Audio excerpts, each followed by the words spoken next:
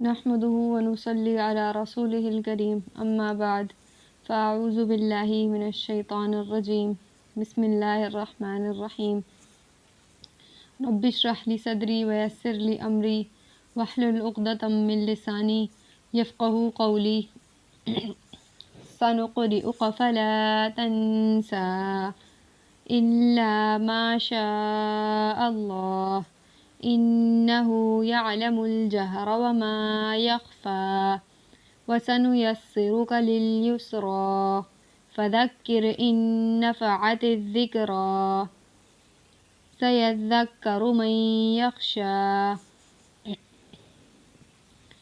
سنقرئك ہم آپ کو پڑھائیں گے فلا تنسا ایسا پڑھائیں گے کہ آپ کبھی نہ بھولیں گے الا ما شاء اللہ مگر جو اللہ چاہے گا انہ یعلم الجہر انہ بے شک اللہ رب العزت یعلم الجہر جانتا ہے ظاہری باتوں کو وما یخفی اور ان باتوں کو بھی جو چھپی ہوئی ہیں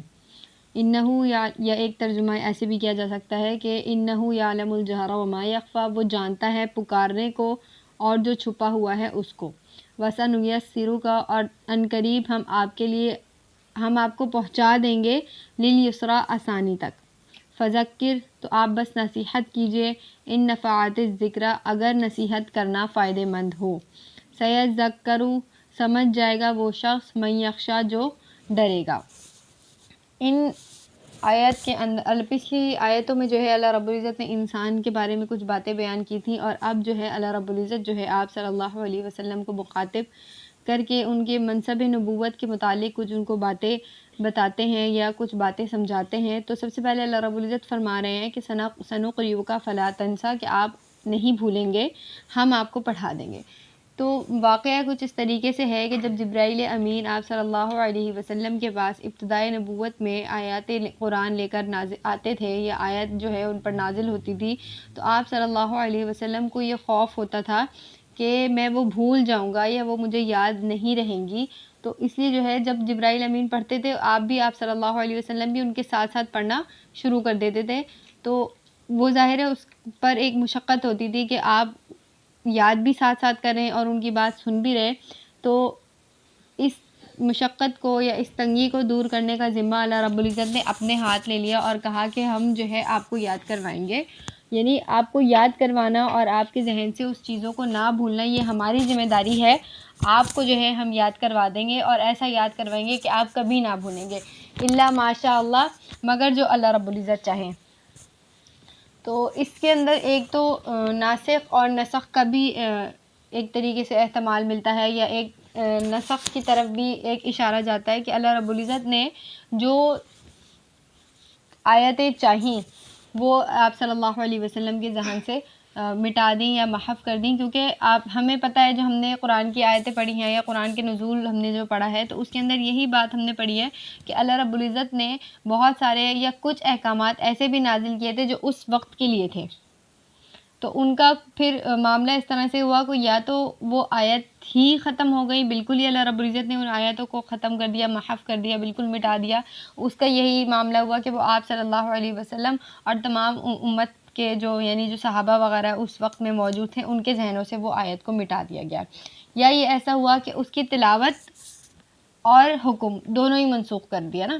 یعنی وہ آیت ختم ہو گئی اور اس کا حکم بھی منسوخ ہو گیا اور اسی طریقے سے کچھ آیتیں یا کچھ معاملات ایسے تھے کہ ان کی تلاوت ختم نہیں ہوئی ان کی آیت ختم نہیں ہوئی لیکن اس کا حکم جو ہے کسی دوسری آیت کے ذریعے سے ختم کر دیا گیا ناسخ اور منسوخ جسے کہتے ہیں تو اسی ناسخ اور منسوخ کی طرف اس آیت کے اندر اشارہ ملتا ہے کہ اللہ رب العزت آپ کو یاد کروائیں گے لیکن جس معاملے میں یا جس کے اندر کوئی مصلحت ہوگی تو اللہ رب العزت آپ اس کو جو ہے آپ کے ذہن سے مٹا دیں گے ایک تو یہ بات ہو گئی اور دوسری بات اس کے اندر یہ تھی کہ ایسا نہیں ہوگا کہ آپ بالکل کلیتاً کوئی ایسی چیز بھول جائیں جو ضروری ہو یعنی کہ آپ کے ذہن سے قرآن کا وہ حصہ جو ضروری ہے وہ کبھی ختم نہیں ہوگا ایسا ایک آدھی دفعہ ہوا ہے کہ آپ صلی اللہ علیہ وسلم نے تلاوت کی اور کوئی آیت وہ پڑھنا بھول گئے سہون جو ہے وہ بھول گئے تو جو کاتب وحی تھے حضرت خالد بن ولید غالباً وہ جو ہے موجود تھے محفل میں تو انہوں نے جو ہے آپ صلی اللہ علیہ وسلم سے دریافت کیا کہ کیا یہ آیت منسوخ ہو گئی تو انہوں نے جو ہے کہا کہ نہیں آیت منسوخ نہیں ہوئی ہے مجھ سے شاید بھول گئی میں اس کو پڑھنا بھول گیا تو دونوں ہی باتیں اس کے اندر آ جاتی ہیں کہ جو حکم اللہ تعالیٰ کو منسوخ کرنا ہوگا وہ اللہ تعالیٰ جو ہے آپ کے ذہن سے مٹا دیں گے، الا ماشاء اللہ، یعنی جو اللہ چاہیں گے وہ گم کر دیں گے، اور ایسا نہیں ہوگا کہ آپ کلیتاً بھول جائیں ایسے حکم کو جو کہ ضروری ہے، یا ایسی آیت جو کہ ضروری ہے۔ ایک دفعہ دوبارہ خلاصتاً بتا دیتی ہوں، سنقرئک فلا تنسیٰ الا ماشاء اللہ، اس کے اندر یہ بات آتی ہے کہ آپ صلی اللہ علیہ وسلم کو قرآن کریم پڑھانے کی، یاد کروانے کی اور وہ سمجھانے کی ذمہ داری جو ہے اللہ رب العزت نے اپنے ذمے لے لی ہے، اور اس کے اندر یہ بات بھی کہی ہے کہ جو ضروری ہوگا، جو اللہ رب العزت چاہے گا کسی مصلحت کی بنا پر، وہ جو ہے آپ کے ذہن سے مٹا دیں گے یا محو کر دیں گے، اور ایسا نہیں ہوگا کہ آپ بالکل جو ہے کوئی آیت بھول جائیں اور وہ مطلب ضروری بھی ہو۔ انہ یعلم الجہر وما یخفی، بے شک وہ جانتا ہے پکارنے کو اور چھپی ہوئی باتوں کو، یعنی جو دل میں ہے وہ بھی جانتا ہے، اور جو ظاہر ہے وہ بھی جانتا ہے، جو علی الاعلان کام ہو رہے ہیں وہ بھی جانتا ہے اللہ رب العزت، اور جو چھپ کے مخفی طور پر کام ہو رہے ہیں وہ بھی جانتا ہے، جو ہلکی دعائیں ہیں، دلوں میں دعائیں ہیں، وہ بھی اللہ رب العزت جانتا ہے، اور جو چیخ کر پکاری جانے والی دعائیں ہیں، چیخ کر پکارے جانے والے مطلب دعائیں ہیں یا ضروریات ہیں، جو بھی ہے وہ ساری چیزیں اللہ رب العزت جانتا ہے۔ وَسَنُيَسِّرُكَ لِلْيُسْرَىٰ، اور ہم آپ کو پہنچا دیں گے آسانی میں،